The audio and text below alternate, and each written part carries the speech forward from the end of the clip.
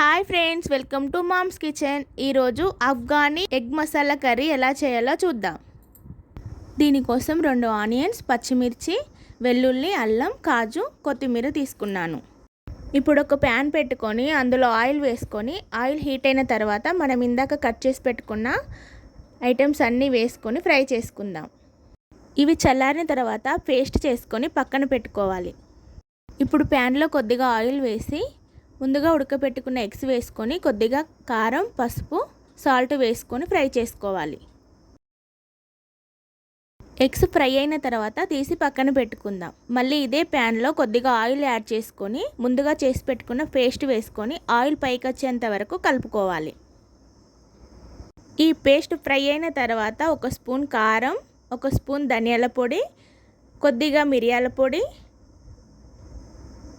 కొద్దిగా జీలకర్ర పొడి, కొద్దిగా సాల్ట్ వేసుకొని ఆయిల్ పైకి వచ్చేంత వరకు కలుపుకొని కొద్దిగా వాటర్ కూడా వేసుకోవాలి.